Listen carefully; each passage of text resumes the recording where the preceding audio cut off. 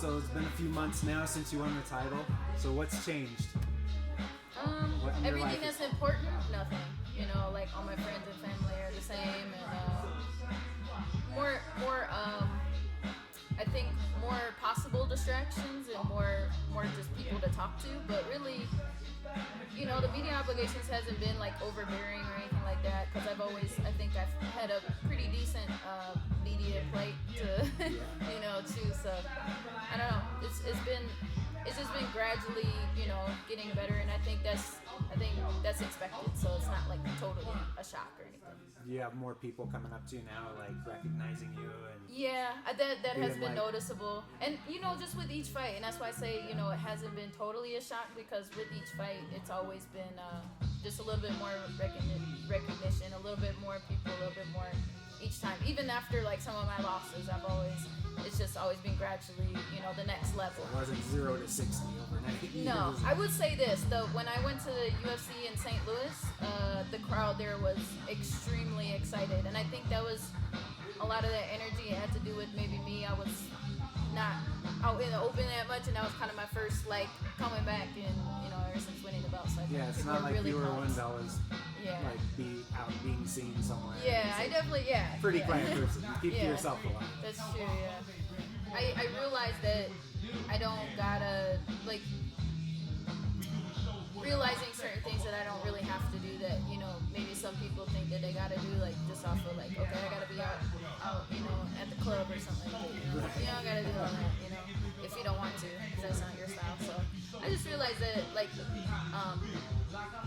it's easier for me to do the things that I truly want to do, and not worry about what other people think. I have to admit, I got this little tip off from Trevor. Yeah. So he said that, you know, a lot of champions, after they win the belt, they go out and they splurge and they buy like a car or something like that. He said you and Pat went out and splurged and FaceTimed him in, and you had to show off your big purchase to him. What was remember what that was?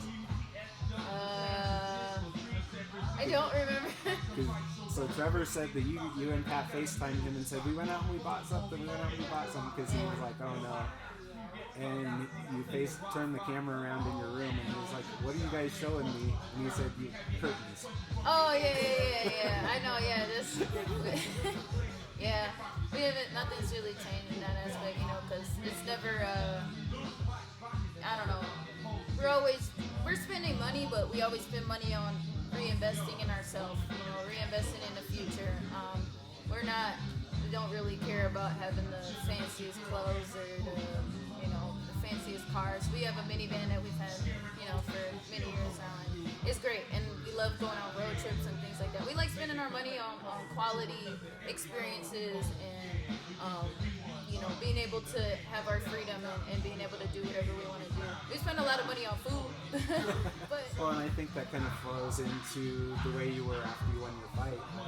That's another thing that your coach, Trevor Whitman, said, that one of his proudest moments when you beat Joanna Jedrzejczyk was your speech afterwards. Yeah. How did that come about to you? Was that a spur of the moment thing, or was it something you kind of had in your head that when I win, this is what I want to do? Or? I didn't predetermine it or like practice any lines or anything. It was not scripted, but I did. It was an inspirational moment. Like I was inspired by the whole week of just like, and the whole training camp of just lots of negativity being around me, and I'm trying to create a positive aura for myself. The speech after the fight was, you know, a very just kind of spur of the moment type of thing. I didn't really think about what I was gonna say beforehand. It was just something that has been on my mind for like kind of the entire time. Like it is something that I genuinely feel like I was going through, because, and speaking from the heart, because the whole entire training camp I had to create this positive aura around me to deflect all the negativity that I just been seeing in the entire world, and just, you know, on the news, and not only just like coming from my opponent, but just in the MMA community in general. I feel like it was a really just like a dark time, and I feel like things have kind of changed a little bit. You got people like Brian Ortega that's, you know, being more positive after his fight and saying very things much so. Like he's got, you know, his foundation and just trying to help people. And, You know, it don't have to be all like that all the time, but it's, you know, because I enjoy a nice little, you know, talking smack to each other, like kind of build up for a fight. But when it's genuine and when it's really like good, like I just feel like there's been a lot of cringeworthy type of material out there in the MMA community, and just people hating on each other for no reason, really. Right, now it's kind of expected. That's how you get the fight, is to be a jerk to somebody. Right, it's just a little bit like obvious or like cliche. Did you feel like Joanna was maybe doing that a little bit to you leading up to the fight? Because I know a lot of people, and a couple of the comments she made, she got a lot of backlash for it because people kind of felt like she crossed that imaginary line of what's acceptable. Right. Even though you're trash talking, it's like, okay, there's usually some boundaries. Yeah.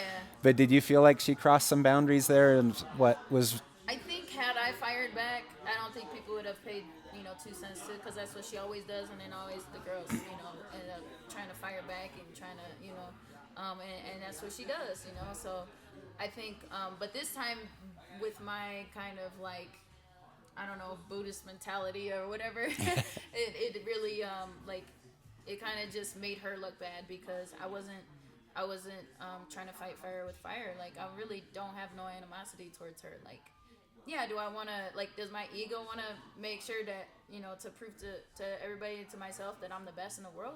Yes, but that I don't take it personally. I don't, if she wants to say mean things, that's her deal, but I'm not going to let it, like, affect me or have any type of, change me at all.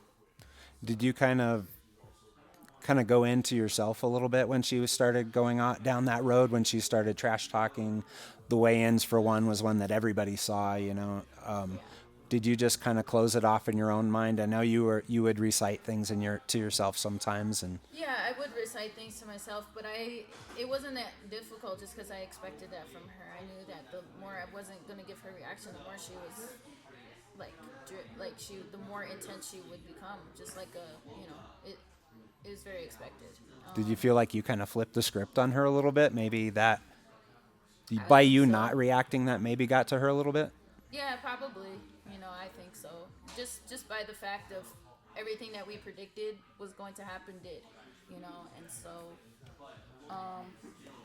yeah, I think she was a bit confused by it. Especially, if you touch somebody in the face, I mean, a natural reaction is to fire back. So, I thought maybe she was gonna spit in my face or something like that, or do something to my face. And so I was ready for it, and it didn't bother me at all. How do you react to her now? I'm sure you've probably heard her talk about how she had a rough weight cut and she blamed it on, I think, her medical team and stuff. And then she's also said that it was a fluke. This is not going to happen again. I'm going to get my belt back. Of course she's going to be confident and she's going to want to get her belt back. But what do you think when you hear her say things like, it was a bad weight cut, it was a fluke? Do those things get to you at all, or? That could be true. We don't know. I can only control myself. I know that I'm training as hard as I can, and when I do my best, then I am the best, and that's just my belief. And so, regardless of whether she's on point or whether she's not on point, hopefully she's the best, possible version of herself, and hopefully I get lucky again. You think it was luck that first time? I don't think so. Don't think so. But, I don't think most people think it was luck. Yeah, I mean, you're fighting at the top level of the world. Some people believe in luck. I myself believe in destiny, and I believe that was God's plan. I believe God was speaking to me, and I believe that He speaks through events. That's just my own belief. So it's whatever. She can believe whatever she wants. But I believe that it was my destiny, that and I, my spiritual connection ever since, like, the past few fights have been getting stronger and stronger and stronger, and I notice certain things, I pay attention to certain things, and I do believe He speaks through events and speaks to me that way. And the fight ending at 3 minutes and 3 seconds with the name of my gym, the area code in which I live in, I don't know, you could call that luck, or you could, I think that's... The gym, by the way, is 303 Training Center. Yes, 303 Training Center. So, I don't know, like I said, I just, all you can control really is making sure you do the best that you can, and knowing that whatever's supposed to happen is going to happen. So, yeah, that's all it is. Was there anything in that fight that surprised you from her, or the way she came out? Was she stronger than you thought? Not as strong as you thought she might be? I was more surprised at my kind of ability to. I felt like I was floating. You looked like you were floating in that fight. It was amazing. I was actually very surprised at more with myself, with how great I felt. I mean, I knew that I was going to feel great, and I knew that, I trained really hard, but I felt the spirit of like the Knicks basketball team or something, and, because I was in the locker room, and I felt like I was floating. It was just all at once it came together. Yeah, and then that's the other thing too. I like my awareness of like the whole situation was really surreal because and kind of more surprised by how quick everything kind of happened. Not just the fight itself, but like Joe Rogan and then Bruce Buffer and it was just like all this stuff like happening all at once, and then like now I'm saying my speech all of a sudden, and and it just it flowed out so nicely. Yeah, that was pretty surprising, and I don't know, like, but that's what we train for. It's like the whole time, like somewhere deep down inside, like I did everything that I was supposed to do, but like I said, that's what you go in there to test yourself for. Like because even you do all the work, you still kind of got to see what's gonna happen because there are so many variables, and yeah, pass with flying colors. What do you think about the rematch? Do you think she deserved to have a rematch this short order, even though you finished her in 3 minutes into the fight? I believe she deserved a rematch. I believe that it could have been anybody. That I could have had my first title defense, but let's see what she'll bring to the table this time. Let's see if she changes. Let's see if I don't know. Let's see, because she's still out there talking. So I'd love to test myself once again against she's going down as going to break Ronda Rousey's record and all this other crazy stuff, and she she was the best in the world at the time. So I'm the best now. So let's see. Now you've had a rematch before. You rematched Tecia Torres. And I remember talking to you before that fight, and you said that going into training for that fight, you initially were thinking about what can I do to change, what can I change for Tecia, and then you realized that I've changed a lot. It was a long time ago that we fought, and your game has just changed naturally, and and it was time to just focus on you and make incremental changes every day instead of trying to rethink the wheel. Don't reinvent the wheel. Just kind of focus on you and get better every day. Do you do anything different for this rematch? Do you think you need to change something and give her a whole different look, or do you just get better every day? So just like like when you asked me becoming a champ, what has changed? So like all the important things about me needs to stay the same. I'm always gonna go in there and try and punch you in the face, take your back, and choke you out. Now that for every situation, it calls for a little different scenario, little adjustments here and there, and always just getting better. So that's the only thing that is really going to be different, and is making sure that I'm taking it to the next level every day and trying to incorporate new techniques all the time. But as much as I can, and keep evolving all the time. But yeah, I'm always going to be a true mixed martial artist that loves doing it all, but at the same time I have a clear structure and a clear focus. My movement, my footwork, and my jab establish that, and not many girls can deal with that. It's really unlike anything I think anybody in the division has ever seen before. And I don't know, maybe they don't even really know what they're looking at.